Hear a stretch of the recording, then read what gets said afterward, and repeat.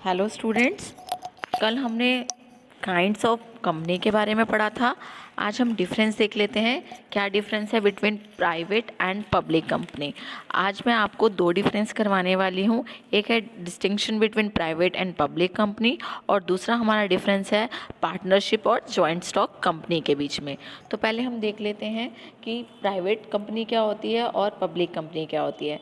बेटा, मैंने आपको जब प्राइवेट कंपनी का इंट्रोडक्शन दिया था और पब्लिक कंपनी का इंट्रोडक्शन दिया था, तब मैंने बताया था जो प्राइवेट कंपनी होती है वो कौन ओन करके रखता है। जो प्राइवेट होते हैं यानी कि उसमें गवर्नमेंट का कोई पार्टिसिपेशन नहीं होता। ठीक है, दो या दो से ज़्यादा लोग मिल गए हैं, 3 लोग हैं, 4 लोग हैं, उन्होंने मिलके मतलब शेयर होल्डर्स हैं वो, उन्होंने क्या किया, अपनी एक कंपनी स्टार्ट कर लिया। बट जो पब्लिक कंपनी होती है उसमें क्या होता है कि जो वहाँ पे अगर शेयर की बात की जाए तो जो 51% जो होल्डिंग होती है वो किसके पास होती है, गवर्नमेंट के पास होती है। ठीक है बेटा, तो अब हम डिफरेंस स्टार्ट करते हैं। बेसिस देखो, जब भी मैंने आपको बताया था, जब भी हम डिफरेंस लिखते हैं किसी भी चीज़ का तो हम सबसे पहले कहाँ से स्टार्ट करते हैं, पहले दोनों की डेफिनेशन देते हैं, उसके बाद बेसिस लिखते हैं, फिर प्राइवेट कंपनी लिखेंगे, फिर पब्लिक कंपनी और फिर डिफरेंस स्टार्ट करेंगे। तो पहला डिफरेंस देखो, लिखा है मिनिमम नंबर ऑफ मेंबर्स। हमें पता है जब प्राइवेट कंपनी हम स्टार्ट करते हैं तो कम से कम 2 मेंबर्स होने ही चाहिए, 2% अवेलेबल होने चाहिए। जब हम पब्लिक कंपनी स्टार्ट करते हैं तो कम से कम 7% की हमें रिक्वायरमेंट होती है। उसके बाद बात करें मैक्सिमम नंबर ऑफ मेंबर्स, तो देखो बेटा, जो प्राइवेट कंपनी होती है उसके यहाँ पर 200 से ज़्यादा मेंबर्स नहीं हो सकते। ठीक है, तो जो प्राइवेट कंपनी होती है उसमें मैक्सिमम नंबर या जो शेयर होल्डर्स होते हैं वो कितने हो सकते हैं, 200, जो वहाँ पे मेंबर्स की बात कर रहे हैं। बट जो पब्लिक कंपनी होती है, non restriction on maximum numbers, तो वहाँ पे कोई रेस्ट्रिक्शन नहीं है। मिनिमम 7 मेंबर्स तो होने चाहिए आपको स्टार्ट करने के लिए, बट मैक्सिमम के लिए कोई भी रेस्ट्रिक्शन नहीं है। देन थर्ड है transferability of shares.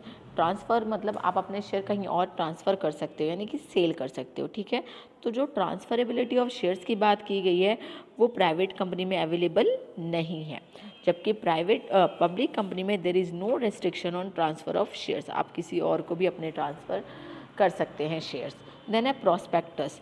Private company can not issue a prospectus. देखो बेटा, जब कोई कंपनी जो होती है वो प्रोस्पेक्टस कब इशू करती है, जब वो पब्लिक के से अपील करती है कि हाँ, हमारी कंपनी में आके आप क्या करिए, अपने हमारी कंपनी में आके इन्वेस्ट करिए। बट लेकिन जो प्राइवेट कंपनी होती है उनके पास ये फीचर होता ही नहीं कि वो पब्लिक को बुला सके कि वो इन्वेस्ट करे, इसीलिए वो कोई भी प्रोस्पेक्टस इशू नहीं करते। इसके अपोजिट जो पब्लिक कंपनी होती है उनके पास ये राइट होता है कि वो पब्लिक को कह सकती है, इनवाइट कर सकती है कि वो उनकी कंपनी में आकर इन्वेस्ट करे। सो पब्लिक कंपनी में invite subscription through issue of prospectus, तो वो प्रोस्पेक्टस के थ्रू जिसमें डिटेल्स दी होती है उसके थ्रू पब्लिक कंपनी जो है वो लोगों को इनवाइट करती हैं। देन है मिनिमम डायरेक्टर्स। अगर मिनिमम डायरेक्टर्स की बात करें तो जो प्राइवेट कंपनी है उसमें मिनिमम 2 आपको डायरेक्टर्स चाहिए होते हैं। कितने, एटलीस्ट 2 डायरेक्टर्स तो होने ही चाहिए, जबकि प्राइवेट कंपनी में कितने होने चाहिए, at least 3 directors. Retirement of direction की बात करें तो directors are not required to retired by rotation. देखो बेटा, जब वो एक पॉइंट था ना नॉन रोटेशन वाला, तो जो प्राइवेट कंपनीज होती है ना उनमें आप पे कोई ज़रूरी नहीं है कि एक टाइम पीरियड के बाद आप रिटायर हो जाएंगे, नहीं। जैसे पब्लिक कंपनी में क्या होती है, आपने 3 अंडर की मीटिंग या 5 अटेंड की एनुअल मीटिंग या 7 अटेंड की, उसके बाद क्या होता है, आप रिटायर होते रहते हैं। ठीक है, बट प्राइवेट कंपनी में ऐसा कुछ नहीं है कि आप रिटायर होंगे, जितने टाइम आप रहते हैं वहाँ पर आप डायरेक्टर्स रह सकते हैं। जबकि पब्लिक कंपनी में क्या होता है, at least 2/3 of directors must be such who will retire in rotation. Okay, quorum for meetings की बात करें तो 2 members in the quorum for meetings, तो मीटिंग्स में कम से कम 2 मेंबर्स तो अवेलेबल होने ही चाहिए। द क्वारम इज़ 5 मेंबर्स, वहाँ पर कितने होने चाहिए, कम से कम 5 मेंबर्स। मैनेजर रेम्यूनरेशन की बात करें तो there is no restriction on manager remuneration, वहाँ पे कोई रेस्ट्रिक्शन नहीं होती यहाँ पे कोई रेस्ट्रिक्शन अवेलेबल नहीं है कि आपको मैनेजर की जो सैलरी है वो कितनी फ़िक्स करनी है। बट अगर हम पब्लिक कंपनी की बात करें तो जो टोटल मैनेजर रेम्यूनरेशन है, जो सैलरीज वगैरह उनकी होती है, can not exceed 11% of net profit. तो जितना प्रॉफिट हो रहा है हमें, उसके प्रॉफिट का जो 11% है उससे ज़्यादा नहीं हो सकती सैलरी, ठीक है।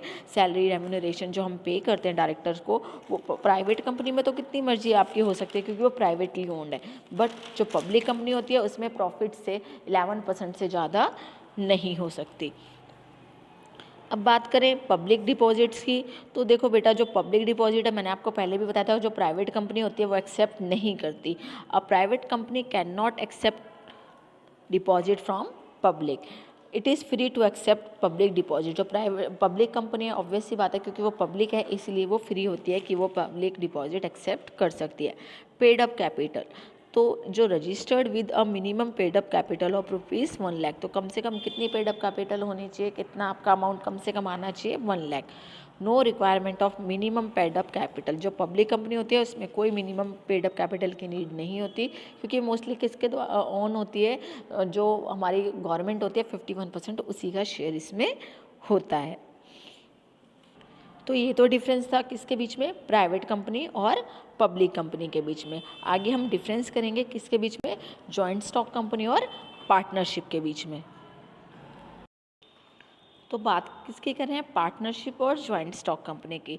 तो पार्टनरशिप हम क्या समझते हैं, जो पार्टनरशिप होती है उसमें 2 या 2 से ज़्यादा लोग मिलकर अपनी कैपिटल लगाते हैं और एक बिजनेस स्टार्ट करते हैं, और उससे जो प्रॉफिट या लॉस होता है उसको अपने रेशियो के हिसाब से क्या करते हैं, शेयर करते हैं। जबकि जॉइंट स्टॉक कंपनी में क्या होता है, जॉइंट स्टॉक कंपनी में जो पैसा लगाने वाले लोग होते हैं वो अलग अलग होते हैं, जो क्या कहलाते हैं, शेयर होल्डर्स कहलाते हैं। और जो वो शेयर होल्डर्स होते हैं उनकी लायबिलिटी क्या होती है, लिमिटेड होती है, अप टू जितना उन्होंने पैसा लगाया है किसमें, कंपनी में, ठीक है। जबकि पार्टनरशिप में जो लायबिलिटी होती है वो क्या होती है, अनलिमिटेड होती है। तो अब इसके तो हम थोड़े से डिफरेंस पढ़ लेते हैं। पहले लिखा है पार्टनरशिप। सो पार्टनरशिप क्या होता है, जो पार्टनरशिप हमारी होती है वो किसके अंडर होती है, पार्टनरशिप हमारे पार्टनरशिप एक्ट के अंडर होती है, पार्टनरशिप एक्ट 1932। जबकि जो जॉइंट स्टॉक कंपनी होती है वो किसके अंडर होती है, हमने जब बात की थी जॉइंट स्टॉक कंपनी की तब हमने पढ़ा था वो किसके अंडर है, कंपनीज एक्ट 2013। उसके बाद बात करें रजिस्ट्रेशन की, तो देखो बेटा, जो पार्टनरशिप होती है उसका रजिस्ट्रेशन करवाना कोई कंपलसरी नहीं होता। So the registration of partnership is not compulsory, there are certain privileges given to the registered firm which are denied to unregistered one. But जो रजिस्टर्ड फर्म होती है पार्टनरशिप, उनमें कुछ फैसिलिटीज़ आपको मिल जाती है जबकि अनरजिस्टर्ड में नहीं मिलती। बट कोई मैंडेटरी नहीं है कि आप क्या करें, रजिस्ट्रेशन करवाएं। बट जो आपकी जॉइंट स्टॉक कंपनी होती है विदाउट रजिस्ट्रेशन वो नहीं चल सकती, ठीक है। So the registration of company is compulsory. There are 2 stages in registering public company. The first is incorporation, जब हम कंपनी स्टार्ट करते हैं, and the second is commencement of business, जब बिजनेस हमारा स्टार्ट हो जाता है, ठीक है बेटा। उसके बाद नंबर ऑफ़ मेंबर्स की बात करें, so in partnership can be start by at least 2%। मैंने बताया ना, कम से कम 2 लोग तो होने चाहिए। अगर सिंगल है तो वो क्या कहलाएगा, सोल प्रोप्राइटर कराएगा। बट अगर इधर बात करें जॉइंट स्टॉक कंपनी की, तो there must be at least 2% for starting a private company, and maximum के लिए हमने कितना पढ़ा था, 7 मेंबर्स, ठीक है। So there must be at least 2% for private company and at least 7% to public company. Okay, legal status, अगर लीगल स्टेटस की बात करें, so a partnership has no separate legal entity apart from its member. मैंने आपको बताया था कि जब पार्टनरशिप थी तो वो क्या थी, अनलिमिटेड लायबिलिटी थी। तो पार्टनरशिप में कोई अलग से आइडेंटिटी नहीं होती फर्म की, किसके साथ जुड़ी होती है, वो पार्टनर्स के साथ ही जुड़ी होती है, ठीक है। Members can not either into an agreement with them the firm. अब क्या कहने की कोशिश करें, कोई एग्रीमेंट नहीं है, कल को अगर फर्म में लॉस में जाती है तो पार्टनर पर्सनली लाइबल हो जाता है उस लॉस को पूरा करने के लिए। और इधर जॉइंट स्टॉक कंपनी में क्या होता है, a company has a separate legal entity, it has a common seal and can enter in a contract by affixing its seal. देखो बेटा, जब हमने कंपनी के फीचर्स पढ़े थे तो हमने इसमें पढ़ा था कि सेपरेट लीगल एंटिटी होती है, अपने ऑनर से अलग होती है, इसकी खुद की कॉमन सील होती है जिसमें अपने वो खुद के सिग्नेचर करती है। हमने इसके आगे पढ़ा था ये कैन बी स्यूड, यानी कि इसके ऊपर भी कोई केस कर सकता है, and he can sue to another, और ये भी किसी के ऊपर केस कर सकती है अपने ही नाम से। फिर बात कर लेते हैं लायबिलिटी की। तो अभी मैंने आपको बताया कि जो पार्टनर की लायबिलिटी होती है वो क्या होती है, अनलिमिटेड होती है, जबकि अगर हम जॉइंट स्टॉक कंपनी की बात करें तो उसकी लायबिलिटी कहाँ तक लिमिटेड होती है, शेयर होल्डर की, जहाँ तक उसने पैसा लगाया। तो यहाँ पर लायबिलिटी आपकी क्या है, अनलिमिटेड है। और जॉइंट स्टॉक कंपनी में क्या है, the liability of shareholder is limited to the value of shares held by them. Transfer of shares की बात करें तो देखो, अगर आपको अपना ट्रांसफ़र किसी और को शेयर करना है पार्टनरशिप में, तो आप क्या करेंगे, सारे पार्टनर से पूछ कर ही शेयर कर सकते हैं। A partner can transfer his share only with the consent of all other partners, कि भी मैं इतना शेयर किसी और को दे रहा हूँ, अगर बाकी पार्टनर्स एग्री करते हैं तो होता है, वरना नहीं होता। उसके बाद अगर हम इधर शेयर होल्डर्स प्राइवेट कंपनी की बात करें तब तो वो नहीं कर सकता, बट अगर हम पब्लिक कंपनी की बात करते हैं तो share holders can sell his shares, हमने पढ़ा था ना, वो अपने शेयर आगे ट्रांसफ़र कर सकता है। So in joint stock company a share holder can sell his share where he feel so, जब वो चाहे तब वो अपने शेयर आगे सेल कर सकता है। मैनेजमेंट एंड कंट्रोल, तो देखो बेटा, जब पार्टनरशिप की बात करते हैं तो पार्टनरशिप में मैनेजमेंट और कंट्रोल कौन करता है, खुद पार्टनर्स ही करते हैं। So a partner concern is manage and control by the partners, partnership में कौन करता है, पार्टनर्स कंट्रोल करते हैं, और कंपनी में कौन करता है, जो उसके रिप्रेजेंटेटिव होते हैं ना, वो करते हैं। जैसे और हम शेयर होल्डर्स हैं तो मैंने बताया था आपको कि बोर्ड ऑफ डायरेक्टर्स वगैरह चुनते हैं, उसमें हम मैनेजर्स वगैरह निकालते हैं जो आप मैनेजरल फंक्शन करते हैं। So a company is manage by the elected representatives of the share holder, जो शेयर होल्डर्स होते हैं वो अपने रिप्रेजेंटेटिव चुनते हैं और उनके बिहाफ पर कंपनी को चलाते हैं। फिर बात हो रही है स्टैट्यूटरी ऑब्लिगेशन की। सो a partner is not under statutory obligation for the compliance of any rules and regulation, तो वो कोई स्टैट्यूटरी, मैंने बताया था स्टैट्यूटरी क्या होता है, जब कोई लॉ पास किया जाता है, तो ऐसा कुछ नहीं है इसके अंदर। There is no compulsion to maintain certain books, get the accounts audited and to publish them, ठीक है, उनको कोई अपना अकाउंट पब्लिक को शो करने की नीड नहीं होती। बट जब कंपनी की बात करते हैं तो कंपनी को एक प्रॉपर बुक मेंटेन करनी पड़ती है, पीरियोडिकल ऑडिटिंग करवानी पड़ती है, और कुछ इन्फॉर्मेशन जो है वो क्या होती है, रिवील करनी पड़ती है, पब्लिक को दिखानी पड़ती है, ठीक है बेटा।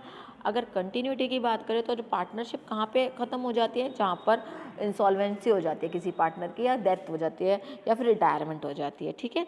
सो a partnership concern is dissolve on the death और इंसॉल्वेंसी ऑफ पार्टनर्स। बट हमने क्या पढ़ा था कि जो कंपनी होती है वो हमारी क्या होती है, परपेचुअल सक्सेशन होती है, यानी कि किसी की डेथ होने से, इंसॉल्वेंट होने से, या फिर किसी के रिटायरमेंट होने से कंपनी के वर्किंग पे कोई असर नहीं पड़ता। The continuity of a company is not affected by the death और insolvency of a member, the member may go on changing but the company will not be affected. उसके बाद बात करें अथॉरिटी ऑफ मेंबर्स की। Partners can bind the firm by his act, there is an implied authority, a partner is an agent of the firm. देखो बेटा, जो authority of member की क्या कहने का मतलब ये है कि जो काम करता है मेंबर, उसकी वजह से बाकी सारे भी उसको मानने के लिए मजबूर हो जाते हैं। हमने पढ़ा था कि पार्टनर जो होता है वो बाइंड कर देता है अदर पार्टनर्स को, यानी कि अगर वो कोई काम गलत करता है या उसकी वजह से अगर फर्म को लॉस होता है तो बाकी सबको भी उसे बेयर करना पड़ता है। बट ऐसा कुछ कंपनी में नहीं है। A share holder has not implied authority to bind the company, a share holder can not act on behalf of the company. जबकि पार्टनरशिप में तो हम फर्म के बिहाफ पे ही पार्टनर काम करते हैं, बट यहाँ पर ऐसा कुछ नहीं होता। फिर बात करें वाइंडिंग अप की, तो अ partnership concern can be dissolve easily dissolve हो जाते हैं वो। क्यों ईजिली ख़त्म हो जाते हैं? क्योंकि ये कोई हमारी सेपरेट लीगल एंटिटी नहीं है, कहीं से हमने इसको रजिस्ट्रेशन नहीं करवा रखा, तो ऐसा कुछ ज़रूरी नहीं है कि लॉ के अंडर ही बंद होगी। जब हमने चाहा एक पार्टनर के साथ पार्टनरशिप में आए, और जब चाहा तो हमने वो पार्टनरशिप अगर हम नहीं रखना चाहते तो हमने उसको बंद कर दिया। So no legal formalities are required for winding up a partnership firm. But company में ऐसा नहीं होता, क्योंकि हमने इसके बारे में पढ़ा था कि क्रिएटेड बाय लॉ, तो लॉ ही इसको बनाता है, लॉ ही इसको ख़त्म करता है। तो company is wound by only through court if the court is satisfied that there is a reasonable ground for winding up the company, only then it is to be wound up. अगर वो चाहेगा, कहेगा तो ही wound होगी, वरना नहीं होगी। तो बेटा, आज के इस लेक्चर में मैंने आपको दोनों में डिफरेंस बताया है कि प्राइवेट कंपनी क्या होती है, पब्लिक कंपनी क्या होती है, इसके साथ साथ कि joint stock company partnership firm से कैसे डिफरेंट है। आई होप कि आपको ये लेक्चर समझ में आया है और अच्छे से आप इससे अपने नोट्स बना पा रहे हैं। Thank you students.